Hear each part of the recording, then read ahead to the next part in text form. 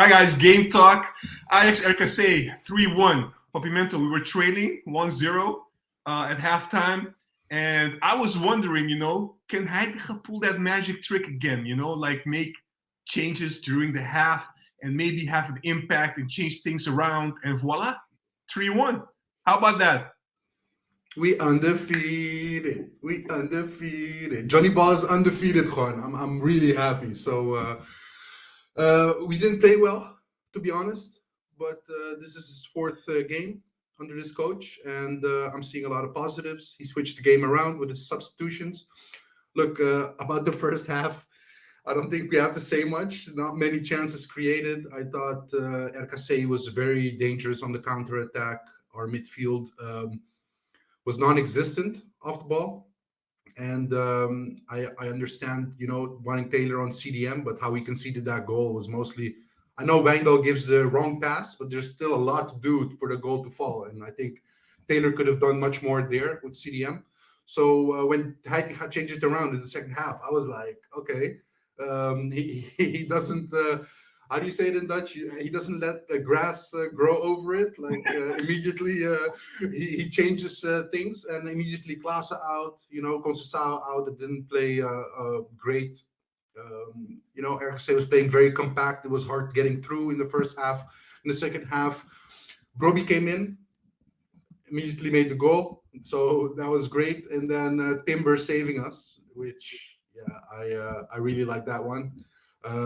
Bassi with an assist there. I thought Bassi coming in as a sub, I think he did very well defending. And I thought in the second half we had more control as well, like Edson going to the CDM role, Bassi and Timber there. And I just want to give a special attention to Timber because I think he's phenomenal. I thought this was one of his best games. He was struggling a lot in that first half, and he had a lot alone to do, him and Edson, because the midfield was non-existent. But I think they did very well, and it's not up to them that we conceded at all, because I thought they were magnificent. Yeah. Before we talk about more in detail about the second half, how we turn things around, just about your remarks on the first half. You said our midfield is non-existent. I thought maybe you disagree with me. I thought we started pretty well, actually. We tried to push the opponent on their own half, try to take the ball, recover the ball quickly, which we did a couple of times. But then RKC managed to come through sometimes through that midfield. So what do you think happened there a couple of times? They were dangerous in transition. So what is the problem there for us in the first half? I think the field was getting too big, especially because we were not defending forward. We were defending moving back the whole time. And I thought that when Edson came on that midfield, he could really, in off-the-ball situations, recover the ball and keep us on the attacking front. Now it was mostly losing the ball, 1-2 touches from RKC, immediately the long ball to their attackers, and it would immediately be dangerous. So that's what we constantly saw in the first half. And we weren't playing, our combinations weren't decent. We weren't creating much. We were forcing a lot, but we weren't getting to the goal at all. So all right, it was just a difficult first half, not one I want to watch again. But, we haven't won at home for a while. So this breaks, actually, that jinx for me. And, it's a win again, and we can move on from here, Yeah, so the second half, I want to go to the second half. Heidegger makes a couple of substitutions. You alluded to that earlier. You mentioned Bassi. You mentioned, of course, Broby making that goal. But I want to highlight also that positional switch, that you saw with Berghuis going to the right wing position, which means Taylor could play a little bit more up front. Kudus going to number 10. And you also saw in practice, in theory, you saw Tadic might be the left winger, but actually you saw Tadic also playing center. And a lot of times he and Berghuis linking up, he giving him the ball and making the move, Tadic holding the ball and making his thing or doing his thing. So what do you think of that? Yeah, I loved seeing that. I do think that on the pitch we see too little of the two people that understand each other to the max. It's not congesting well yet. And with Tadic and Berghuis, you see they understand how they walk, they understand which position, where to get the ball. it feels like they've known each other for a while, and it shows on the pitch.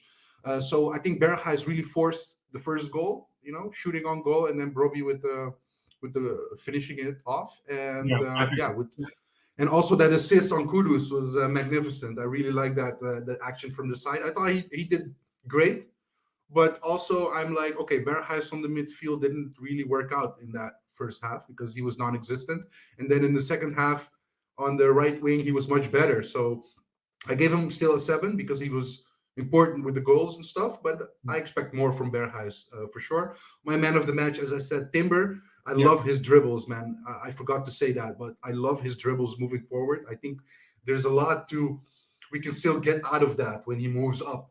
Too many people standing still when he moves a dribble, but if you have moving players, I think it can get even more dangerous. But yeah, the thing is, Juan, Tadic played decent. I thought he was good. Not everything went well, but I thought he was decent. And Kudus, I thought in the first half and a big part of the second half when we're still trailing, I thought he was trying to force things. But when you see when we get in front, we're 2-1 in front, the rooms and the spaces get a little bit more big for the Ajax players, then you see really Kudus start shining, and that's really great because in the second half he had some dribbles and two people trying to tackle him to get him off the ball. So that's beautiful to watch. And yeah, I thought Brobbey coming in, he didn't do a lot of things great, but he was there in the positions he needed to be, so he's an option for there to be more clinical and have more power in front of goal. Yeah, absolutely. Look, I want to go back to Timber because he's your man of the match. So you said I like the way he dribbles. I like the way he pushed. I think you're mentioning that, up front. He actually engaged a lot in the attack in the first half and also the second half. You know what's funny? I think we mentioned this before a long time ago that ideally you could even opt Timber as a CDM. But because we don't have a CB, a proper CB, with all the respect for the ones that we have in the squad, you're not going to change it up. But Timber would be, I think, but maybe you disagree with me, a really good CDM as well. Yeah, I can see him playing there. He has something Edgar Davids like, maybe. I don't know. He does have that, but the way he's playing in the back, and we don't have a better option for that. And I thought CDM, Edson, we never give him the man of the match or something, but he's always so important for us off the ball and the hard work he does. Do you feel like this is always discussion with a lot of Ajax fans, right? Alvarez. We want more football in the midfield. So not Alvarez. And then he goes at the back. Yeah, but he's not really an ideal Ajax center back.